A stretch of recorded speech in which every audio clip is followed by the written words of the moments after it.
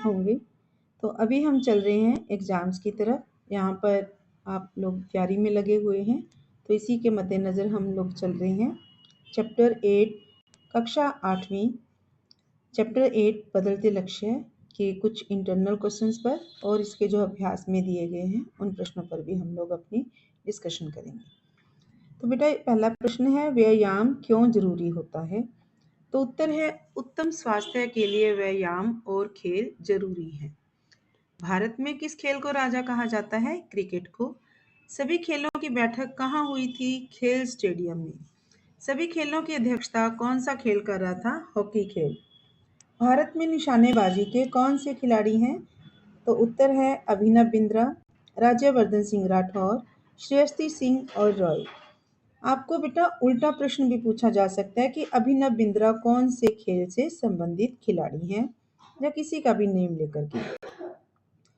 कुश्ती के प्रसिद्ध खिलाड़ी कौन हैं? सुशील कुमार और फोगाट परिवार की बेटियां।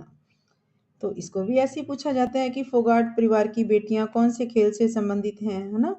तो आपको दोनों तरफ से ध्यान रखना है। क्रिकेट के प्रसिद्ध खिलाड़ी कौन हैं?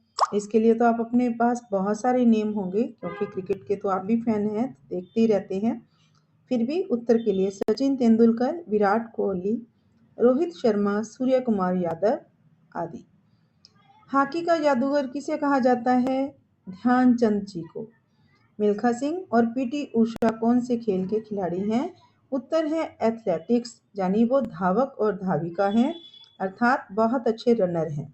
आपसे सीधा भी पूछा जा सकता है कि एथलेटिक्स खेल के खिलाड़ियों के नाम लिखें, तो आपके पास और भी बहुत सारे नाम हैं, पीवी सिंधु, पीटी उषा, मिल्खा सिंह इत्यादि। लेखक के अनुसार कौन कौन से खेल भारतीय परंपरा में रचे बसे हैं? तो यहाँ पर आपके पुराने सभी खेल इसमें आ जाएंगे। तो मेरे पास हैं कुछ, खो खो, कबड्डी, मलखम्ब, गुल्ली डंडा, लुका छिपी, दौड़, कुश्ती आदि खेलों के नाम आप लोग लिख सकते हैं। इसके बाद बेटा कुछ और इंटरनल्स हैं। जेवलिन थ्रो में कौन से भारतीय ने स्वर्ण पदक जीता है? वैसे तो आप लोग देखते ही रहते हैं गेम्स, तो नेम भी आपको पता होगा, नीरज चोपड़ा। जेवलिन थ्रो क्या है बेटा? भाला फेंकना। वैसे तो ये प्राचीन युद्ध कला में यूज किया जाता था इसे, लेकिन यहाँ पर अभी अपने ओलंपिक गेम्स में इसके लिए रहता है। इसके बाद खेलों में भारतीय नारी का क्या योगदान है?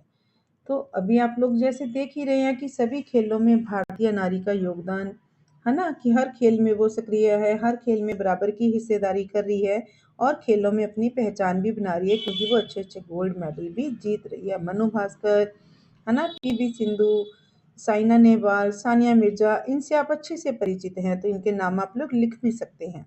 तो देखिए, खेलों में भारतीय नारी का योगदान निरंतर बढ़ रहा है। आज की नारी बढ़ चढ़कर सभी खेलों में भाग लेने लगी है, और जहां भी नारियों को या महिलाओं को, बेटियों को अवसर मिला है, उसने खुद को साबित भी कर दिया है।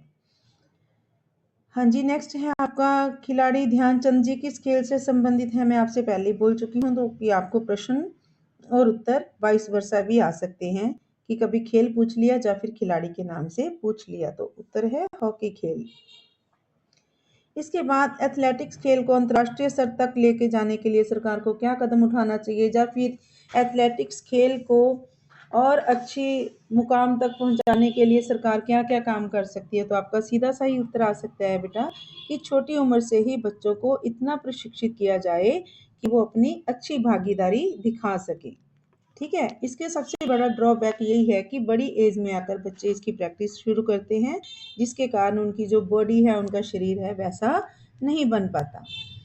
तो 8 से 10 वर्ष की उम्र से ही खिलाड़ियों को प्रशिक्षित अर्थात ट्रेनिंग देनी चाहिए, ताकि वो अपना अच्छा रिजल्ट वहां पर लेके आ सकें। ऐसा कौन सा खेल है जिसमें भारतीयों को उदासीनता ही मिली है, लेकिन विदेशों में इसके खिलाड़ियों को अच्छे पैसे मिलते हैं? तो आपका उत्तर है बेटा जी लॉन टेनिस और टेबल टेनिस। ये दोनों खेल ऐसे हैं जिसमें भारतीय सरकार इन खिलाड़ियों को कोई अच्छा पे नहीं कर रही, लेकिन फॉरेन में इन खिलाड़ियों को बहुत अच्छी पेमेंट दी जाती है, जिसके कारण यहाँ पर भारत में इनकी कोई खास वैल्यू नहीं मानी जाती। कौन कौन सी भारतीय महिलाओं ने खेल क्षेत्र में अपनी पहचान बनाई है? मैं पहले भी नेम लेकर के चुकी हूँ उन लड़कियों के, है ना? आप लोग जानते भी हैं, जैसे Mirabai Chanu, PT Usha, PV Sandhu, Saina Nehwal, Sania Mirza, Sakshi Malik, Manu Bhaskar, Mary com, Phogat परिवार की बेटियां जैसे विनेश फोगाट है, श्रेयसी सिंह आदि कुछ ऐसी जानी मानी हस्तियां हैं, ऐसी खिलाड़ी हैं, भारतीय महिला खिलाड़ी जिन्होंने अपने नाम का झंडा बिल्कुल मैदान में ऊंचा लहराया है। तो इस तरीके से आप अपने प्रश्न का उत्तर दे सकते हैं। अब जो इसका एक प्रश्न और बन रहा है, इस पाठ का शीर्षक बदलते लक्ष्य से क्या अभिप्राय है? देखो बेटे, पूरा पाठ का जो शीर्षक है बदलते लक्ष्य है, इसका अर्थ है कि पहले जो भारतीय खेल थे उसमें सिर्फ लड़कों की भागीदारी रहती थी, लड़कियों को खेलों में भाग लेने नहीं दिया जाता था।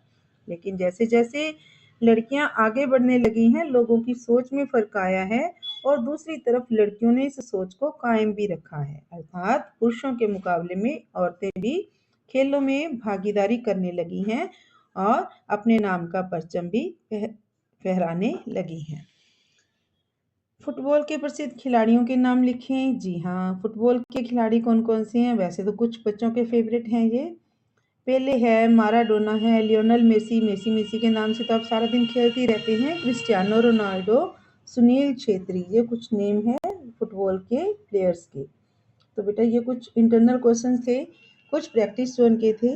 आशा करती हूँ आपको वीडियो अच्छी लगी होगी। नेक्स्ट क्वेरीज के लिए अपने कमेंट्स मुझे देते रहिए।